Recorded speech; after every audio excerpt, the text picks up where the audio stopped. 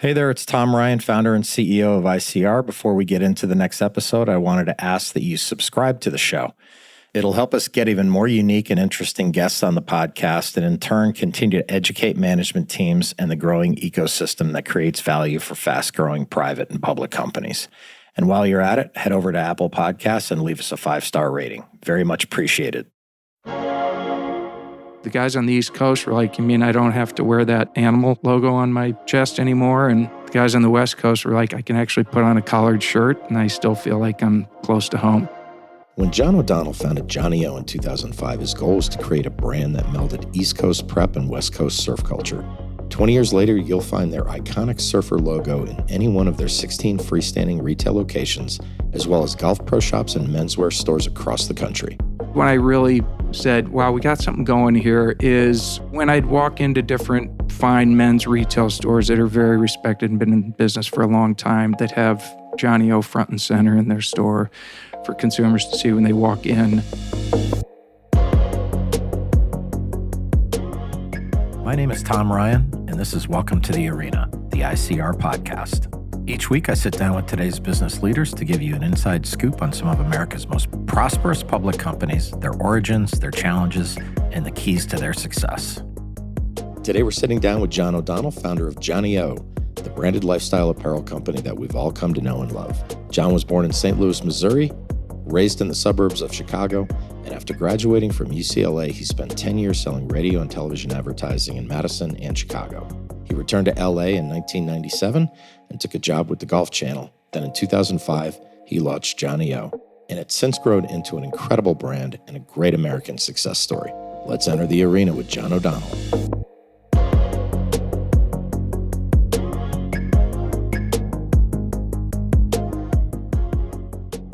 What did you see in the marketplace in 2005 that you saw, wow, there's like an opportunity for something new here? Yeah, it wasn't so much I saw an apparel thing. Clothing just happened to be the vehicle. I've never been a clothing guy, but I've grown into one somewhat. I grew up in Winnetka, the mean streets of Winnetka, which is a suburb north of Chicago. Yep. And it is a very preppy, blue blazers, khaki pants, and penny loafers. And then, all my friends, most of them went to school in the Midwest, college and the East Coast and Georgetown and Boston College and things like that. So I had my fair share of penny loafers. And when guys graduated business school, of course, I got into the Belgian loafers. The pleated khakis in front. The blazers and khakis, of course. And then, I went out to UCLA for college, but then went back, as you said. But came back in 97, was continuing my career in media sales. And I took notice of the different cultures. Yep. And one of those differences was what people were wearing. I thought, wow, you either have to live in the world of prep or you had to kind of fall in line with this LA kind of cooler, hipper, a lot of black jeans and black t-shirts and things of that nature. And I just didn't know where it fit. And it just dawned on me, like, why isn't there something that's kind of in between? And I have a buddy who's got a house down in Florida. He uses for photo shoots, and he was making up some t-shirts and hats, and it had a surfboard on it, surf logo of sorts. And I said, you know what? There needs to be a Southern California version of Polo Ralph Lauren. Yeah. Now, I know we are nowhere close to what Polo is, but I admired what they've always done. And I said to myself, what would that look like? And I said, well, the first thing is you'd have to come up with the logo. And, what better for Southern California than a guy with his surfboard? And so I saw a picture of a photo in a restaurant. It was a black and white photo of a guy standing next to his board. And I said, that's it. Yeah. And I snapped a photo of it, sent it to my brother-in-law. I said, sketch this thing out. He sketched out the logo. But I took that surf logo, and instead of putting it on baggies and surf shorts and yada, yada, I started to put it on polo shirts and button-down shirts and things that you might find more in the Midwest or the East Coast. And so I think there was this explosion, this marriage of two worlds, and people on both sides were intrigued. The guys on the East Coast were like, you mean I don't have to wear that animal logo on my chest anymore? And Yep. The guys on the West Coast were like, I can actually put on a collared shirt and I still feel like I'm close to home. So it was kind of some dumb luck, and we just kept going with it. Yeah, but the best ideas are so simple. It's just kind of like, hey, we need a combination here. But yeah. So given that you're kind of drawing on that East Coast, West Coast, like for you personally, how do you think your connection and roots in the Midwest come out through the brand? Well, it's a good question. And I learned from my dad. He was in radio. He had a radio station, and Yeah. it was a light FM music station. I use this analogy all the time, and it was playing the light favorites. Pre-yacht rock. Yeah, it was a lot of that. And I said, Dad, can we throw in some Rolling Stones or something? And I'll never forget, he said, you can't be everything to everybody. So you have to be careful not to do that. So we try to not lean too far in one way. But growing up in the Midwest, I was exposed to what would have been considered a preppy environment. Yeah. And so that gave me the part of the recipe with it was the preppy part. And then it was up to me to try to learn a little bit more about the West Coast California look. I think we still lean a little more on the conservative nature, but our logo kind of gives us a lot of that kick and a lot of that punch for Southern California cool. Totally. Now, you went to UCLA, you're on the golf team, so you're a pretty well-known golfer in the LA area when you started the brand. Well, first of all, I want to clarify to all those UCLA Golf team alums. I was a 1-year walk-on. You made it, though. You know what? I did, and it was a thrill. I've always played a lot of golf competitively and in tournaments. I've been fortunate to play in a lot of clubs. Yep. Been invited to a lot of places, traveled around and met a lot of people. And then, wouldn't you know, my last job in media sales was with the Golf Channel. There you go. So it just entrenched me even more into the golf community. So when I started the company, I started with the polo shirt. And people said, oh, Johnnie-O, I see you're starting a golf brand. And I said, well, it's not exactly supposed to be a golf brand, but the low-hanging fruit for me was the people in these pro shop, these pros that I knew from spending time with them. And those were the ones that really kind of gave me the shot early. The marketplace is crowded. Everybody knows that. Is the brand itself and that vibe your differentiation? How else do you approach it? Trying to differentiate yourself in this marketplace is tough. Yeah. And I'm fortunate to say that I've got people around me that are a lot smarter than me. And so they've got a pretty good gauge on what the market's doing, but we still have to try to differentiate. We still have to try to innovate. And we've got top guys, Chris Knott, Marcus, they're just big time talents in this world of design and merchandising. And so I lean on them a lot. I still try to get my 2 cents in. Differentiating is difficult, but I think we do a great job of it. And I think we've built a nice, it sounds corny, but there is a certain family or club aspect to Johnnie-O, and people like to be a part of it. And I think we're providing them, at least it seems to be year after year with our growth, clothes that work for them. Yeah, completely agree. It's very comfortable to connect with the brand. Thank you. You know what I'm saying? It's not like, I don't want to trash anybody, but like when I grew up, I'm 61 years old. My mom had me wearing like a Lacoste thing, Oh, yeah. And like, that just was like so French and like, am I Jimmy Connors? Like, you know. We used to call them our alligator shirts. Yeah, exactly, right? When it was time to go to church, Mom would say, put on your alligator shirt. And I'm hearing it more and more, Tom. It's funny you say that. Kids ask your mom, Dad, what do I wear? Well, put on a pair of pants and a Johnnie-O. So that always makes me feel good to hear that. That's kind of cool. Yeah, it's very cool.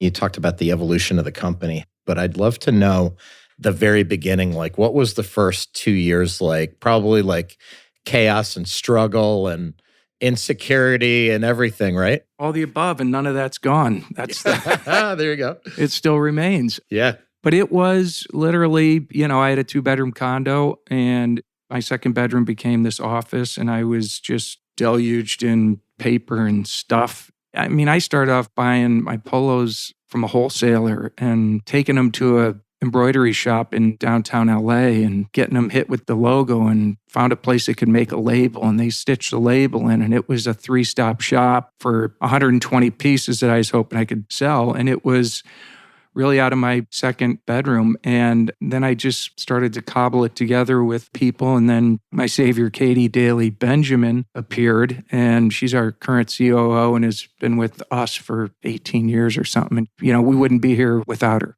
So I was able to lean on her to do all that, I guess what was considered work for me, but the paperwork, and I could just go out and get the product into people's hands. So for people who may not know, maybe talk about distribution. Like, how do you balance your business between wholesale, e-commerce, retail, all that stuff? It just seems so complex managing and balancing those channels.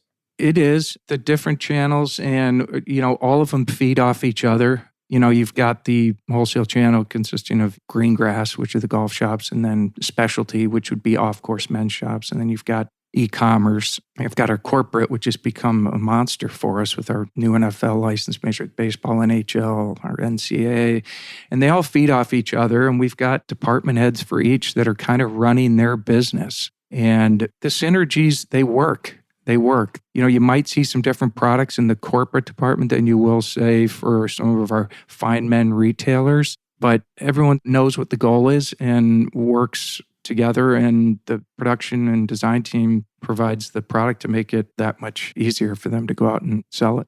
At what moment in your mind, and maybe you're not even there yet, did you say, like, we broke through, like something happened where we broke through? Like, what do you think happened? I think the momentum just continued. Like from the beginning? From the beginning. And I'm not very smart, but I was smart enough to know when people are buying it, meaning they're buying into what you got, or if they're just being nice. And there's a difference. And I've been in sales my whole life, and I know when, the fish are biting, or when they're just giving you a pat on the head and say, I'll buy a shirt, see you next year. And so I always felt like it had a chance. I think when I really felt like we made it, I'll tell you this funny story, but it meant something to me. This woman sent me an email probably 4 years into the business, and she said, I had to share this with you. I lay my clothes out for my 6-year-old son every night, and he'll wear nothing but Johnnie-O. And the night I had to lay his clothes out, I saw that his Johnnie-O's were soiled, so I put out a different shirt. And he came down the next morning, and he looked at me mad as hell, and he said, Mommy, why is there a horse on my Johnnie-O? No. Yeah. And I thought, okay, we're making bear tracks here. You're doing something. Yeah. What was the marketing like in the first 5 years? And when did something happen where you thought, hey, like now we're professionally marketing this thing? Well, the marketing, we didn't have social media when I started in 2005. Social media to me, I was using the word, I swear to God, influencers back in 2005, because the way I was getting the product out there was I was doing in-home trunk shows. Yeah. And I was doing trunk shows at holiday boutiques at grade schools. But I was able to kind of pick my consumer base. So I would target friends that had the social influencers within their community. And I said, if I can get these people wearing the product, then maybe it'll trickle down to their friends and so on and so forth. But I think is when I really said, wow, we got something going here, is when I'd walk into different great fine men's retail stores that are very respected and been in business for a long time, that have Johnnie-O front and center in their store for consumers to see when they walk in, golf shops. When the website, we really started to take off and incoming orders. I used to write a personal note to every incoming order online. And it would be like, hey, Joe, thanks for the business. I see you're in Alabama, Roll Tide, and I tried to make a connection with every consumer, and it was fun. Yeah. Until I started getting 50 orders a day and then 100 orders a day. And I finally tapped out. I said, I can't do it anymore. And that's when I thought, okay, well, here we go. And Tom, it's knock on wood, it just hasn't stopped. Yeah. And so you talked about influencers. I know your brother's the actor Chris O'Donnell, and people would know him from the Three Musketeers and Batman and all the stuff he's done. Does he try and take credit for the success? Did you pop a Johnnie-O on him and he was out there needling you on that? Of course. I'd say, come on, man, you're going to be on Letterman. Can you put on a Johnnie-O hat? But it's a little early in our career. But Chris has been great and has been very supportive. It's funny, though, because his last show he did, the NCIS LA, it was really hard to get him to wear anything. And I totally understood, because he and LL Cool J, all they wore were, gray jeans and black T-shirts. Yeah. And we didn't really specialize in that. So I said, okay, you're off the hook. A few times now, John's mentioned the consistent growth they've experienced since founding Johnnie-O 20 years ago. But as a private company, it's tough to get specifics about the scale of that growth and the type of revenue we're talking about here. I asked John if he'd be willing to give us a bit of a peek behind the curtain. It's funny, our chairman, who happens to be one of my brother-in-laws, Rob Berner, when we started out, and we were doubling every year. And, from 60,000 to 120 to 240 to $500,000 to $1 million. And suddenly I said, looked at him, I said, well, doubling every year, that's going to be a tough clip. But we continued to have dramatic growth rates, and we still do. We're consistently a minimum 20% growth rate year over year. Couple of years, COVID, and coming out of that, we dipped a little, but nothing dramatic. And we continue to have these 20% growth rates year over year. And, we're closing in. We're right at around $200 million in revenue. Proud to share that a lot of people have their secrets, but it's, revenue that goes beyond just the dollars. It's just that we're getting more people into the Johnnie-O family and the Johnnie-O club, as I call it, which is kind of cool. Yeah. I started ICR in 1998, and I don't even think of, it's great to grow and all that. I look at growth more because it creates opportunity for everybody who works here. You can make more money, you can move up the ladder, you can hire more people, you can change people's lives, and you're helping solve more. At least in our case, you're helping, people solve their problems or help them get better at what they do. And it's kind of that same feeling like after you get to a certain point, it's not about money or any of that. It's about like, hey, I've created this cool thing. Like, let's get it to everybody, Yeah. And we've been disciplined in not trying to become the big guy on the block overnight. Yeah. And it's served us well. We've always had a conservative approach to, what we're spending against and making sure that we, quite frankly, you don't run out of money. That's how you go out of business. So you are smart, John. Yeah. How's that for a wizard? Yeah. But we've had about, 7 rounds of fundraising. The first 4 or 5 were friends and family. In the last few years, we brought in a couple what I'd consider professional investors, and they've been great to work with.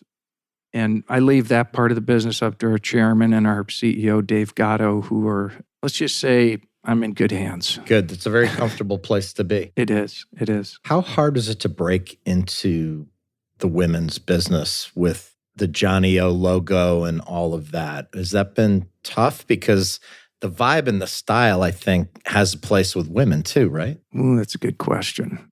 Well, for sure. And we just, as you may have known, we just launched women's. I guess it's been about 18 months now. Maybe it's been a little longer. But we were back and forth on whether I actually did women's when I first started. Oh, no kidding. I made some polo shirts, some T-shirts, and some what I thought was some really cute stuff. And the girls loved it. Yeah. But we got to a point where we had so much momentum with the men's and the boys. The other stuff just took off, right? It did. And we had to kind of pick our lane. And women's can be a tougher business, but we finally decided it was just, they were demanding it. And we finally said, let's go. And we came, again, conservatively. We didn't come out of the box trying to be the hottest women's line. We made pieces. They weren't necessarily huge collections. We weren't walking the runways necessarily. And as a result, we've had very good response, and the women's business is flourishing.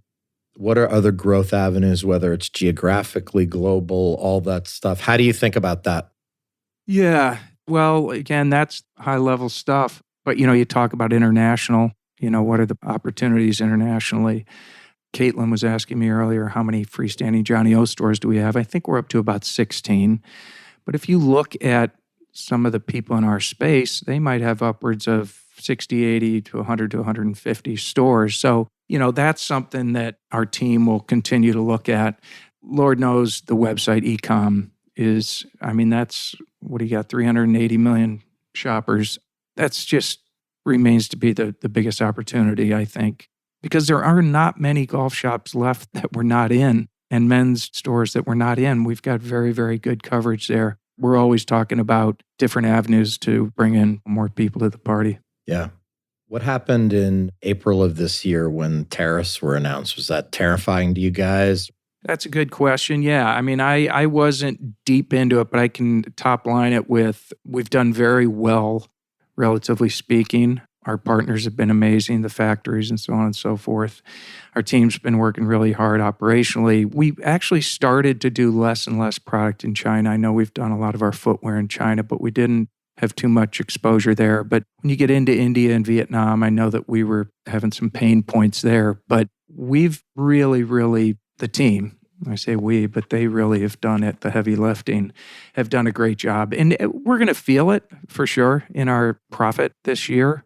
But it is, again, because I think we've had this mindset of always working conservatively, and we're not worried about anything. I think the slow and steady wins the race thing is just so gigantic. You can have, you're lucky you have good professional investors, whoever they are, but, they could come in and maybe you're off in a different part of the company doing different things strategically. And then all of a sudden you feel things change a little bit, and like, hey, what are we doing here? Are we trying to grind for another point of margin, or are we trying to sacrifice customer service? You know what I'm saying? That just wouldn't work for you guys. Admittedly, I don't deal much with our partners, but I know exactly what you're talking about because I talk to Rob all the time about it. And we've got great institutional partners that I think have a lot of trust in our team and what we're doing. And again, it's hard to argue with consistent 20% year-over-year growth. And I think that we've stayed true to our culture and our look and our brand and our voice. And we haven't made any logo changes. Yeah, there you go. Yeah. So, Don't do that. God, we know how that ends up. oh, God. So we're sitting here kind of like in September of 2025. When you look out to 2026, what one or two things have you most fired up about the business and what you might be able to accomplish or change or strategically move forward? Oh, God, that's a good question, Tom. I think a few more key store sites that I think could be really interesting for us. There's still some hot spots that we haven't hit. Our corporate business, I think, is interesting. The new NFL license we just kicked off. It's been unbelievable. It's gone absolutely haywire. Our embroidery department is not happy. But I think that, really getting into, and we've gotten, some new people leading our marketing efforts, and we're really starting to get more involved with the social media. We were never really that good at social media. And, it's kind of that thing you have to do. Yeah. And I'm not a big social media guy, so sometimes I see some of it and I kind of like, oh, geez, is that really us? But you know what? They know what they're doing. And, I hear from the marketing team, we need more top of funnel. And that's what this social media thing is all about. It's getting more eyeballs and people familiar with Johnnie-O. What will the Johnnie-O line never include? I don't think we'll ever include I can't even remember what you call the pants that guys wear. And I got nothing against them, but when they hook at the bottom of your ankle. Oh, yeah. Do you know what I'm saying? Yeah. I don't think we'll ever do those. And if we do, I'm not buying. I just don't think that's our look. So that might be like the jump the shark moment in Happy Days, right? Like as soon as that comes out. Yeah, we'll call the pants the Fonzies. But I don't think we'll see those. Yeah. And what concerns you most right now? Like, are you guys using technology and AI? And like, is it just the competitive landscape? I think it's the competitive landscape. We've never, you pay attention to what people are doing, but we've never approached this business with our fists up. It's always just kind of been like, we've got our story, we've got our plan, and we go. And we have competitors that they come after us and we hear about it, whether it's with factories or certain shops. And it's like, hey, have at it. But I think what worries me is technology is interesting, and is the wrong messaging being delivered or at a certain time? How do we keep the business interesting? How do we keep the product evolving? How do we continue to appeal to the 4-year-old boy like we do all the way up to the 84-year-old grandfather? Yeah. And that's not easy. Again, not being everything to everybody, but I look at it as kind of a party we're having here, and it's a fun party and everyone's included. Yeah. How about just for you personally in your career, having been at this for 20 years, what are one or two lessons that you've learned along the way? Sure, you have a lot of battle scars to prove it, but what do you think? It's true. Well, speaking to younger people out there, and I think it's relevant because the job market for people just out of college is so brutal right now. But I spoke at a high school once and I was asked that question. And what immediately came to mind was, for all you youngsters out there getting out of college with your degree in X, Y, or Z, don't feel like you have to pigeonhole yourself into, well, I'm going to be a lawyer, I'm going to be in real estate. Open up your mind and your eyes to what might be other industries or something you never dreamed that you'd ever be a part of. But if you see opportunity is what it's all about. I think it should be less about looking at an industry and look more at where the opportunity is. And if the opportunity is to make better widgets, then go out and find a way to make better widgets. And I would also say slow and steady, as you said. And we pride ourselves on being consistent and hopefully delivering what our customers want. And then my other piece of advice is hire people that are smarter than you. And I've been extremely fortunate with that. And I was never intimidated with anybody smarter than me, because most people are. And bring in the horses, man. And I've been lucky. So it's been fun.